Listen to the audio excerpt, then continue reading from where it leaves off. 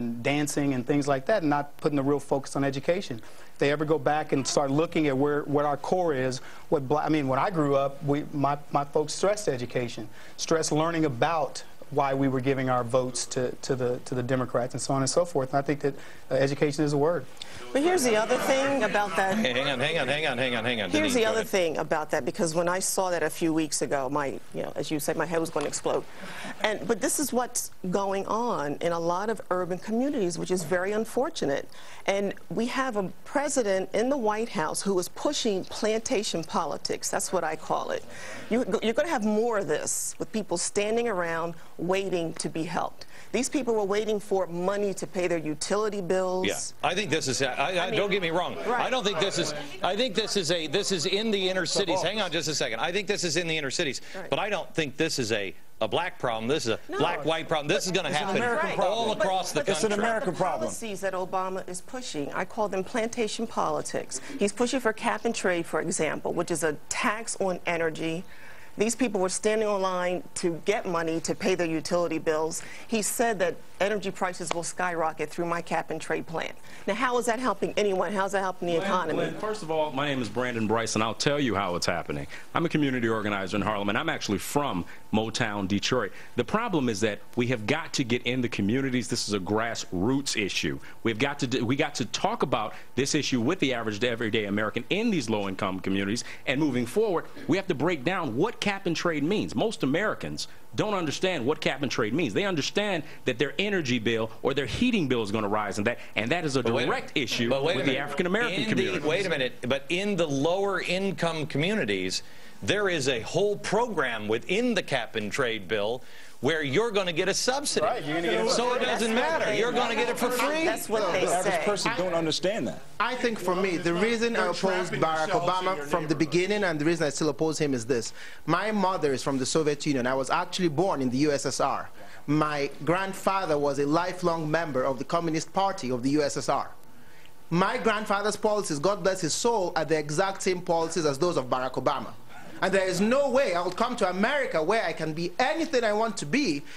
All I have to do is try and have a guy running for the White House, and who is now in the White House, who says, listen, all you have to do is sit back, relax, and we are going to redistribute your wealth. That is nonsense. I mean, people who want that need to move to France, to Cuba, to wherever. You go back to Russia? Not here.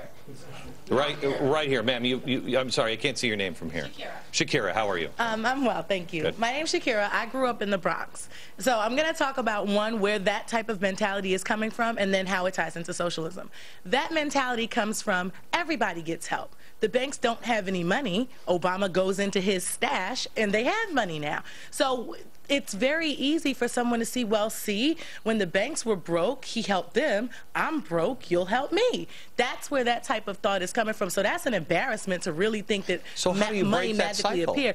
But that comes from, that's how that the idea that government somehow makes things happen. That they make money come out of nowhere. When people need it, it appears. Hold on just a second. What did you just say? I said these policies are racist. Thank you. Thank you. Wait. Slow down. Go ahead. We have to expose the diabolical agenda of liberalism. It's corrupting the black community. I used to also think it was just well-intentioned but misguided. When you read a statistic that shows you that 90% of black children are going to, at some point in their life, receive food stamps, and the liberal platform supports this, but rejects and opposes the idea of giving black kids vouchers to go to a better school and lift themselves out of that cycle. That was one of the first things Barack Obama did. How can you not be a conservative? And the more we expose the evil and the cruelty that liberalism is, then people will start to wake up. This woman is a slave. Hold on. We'll be back in just a second.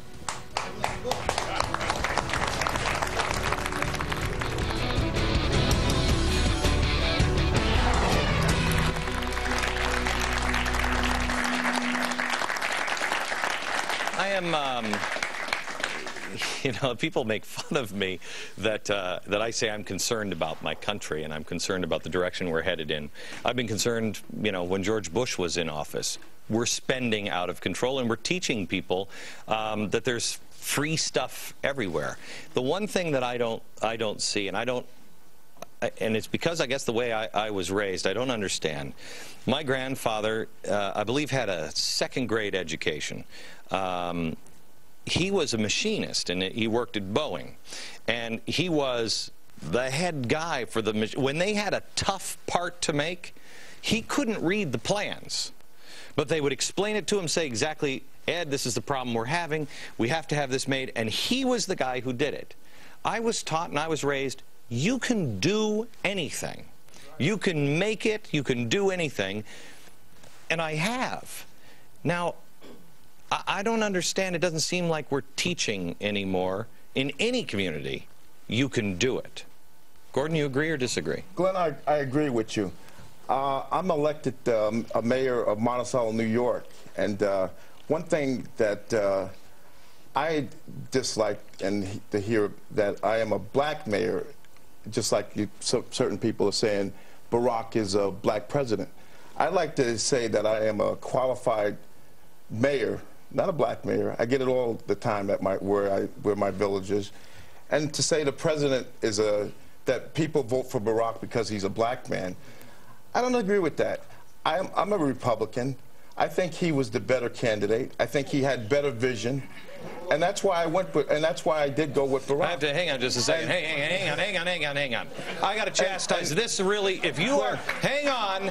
If you guys are a bunch of conservatives, you are lying to me if you thought that John McCain was sweet Jesus manna from heaven. Oh, no, we didn't say that. I thought, I thought control of the show. Yeah. All right, go ahead. McCain, I thought, would be the same George Bush. I think that Barack had the better vision. And, I mean, I just didn't want to fall into... You still agree with that? I think, you know, as a mayor, I was elected 2 years ago, and I'm falling in the same position as Barack is.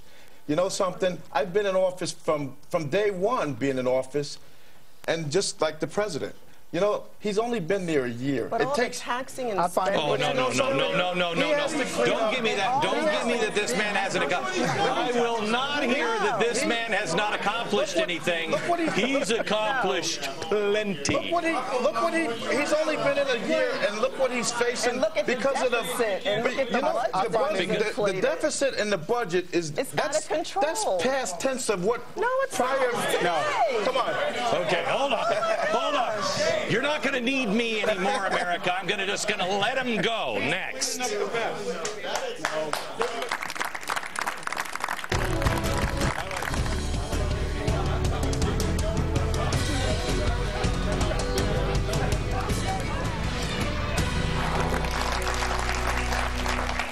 All right. When last we left our audience, we were having a conversation, and I'm sorry, who was the nut job that said that it was Bush the spending? Yeah, okay, Gordon. Come on, Gordon. Here's the thing. This is why I disagree with John McCain. It's not Republican Democrats. They're both progressives. They're both spending us, both parties are spending us into oblivion. We're having Marxist and Marxist light, or progressive and progressive light. And that's what people miss about the Tea Party movement. They think that this started with Barack Obama. It did not. They saw this for the past 10 years, and even if you go back within the African-American community sliding left, that's been going on for the last 40 to 50 years. So now you're dealing with a generational occurrence where people now have to re-educate themselves as to what Americanism is truly all about. How many people are reading now more than ever about the founding of our country and are really looking in and doing soul searching on this is who we are? Go ahead. Mr. Beck, I just wanted to review Barack Obama's record for his initial year. Okay.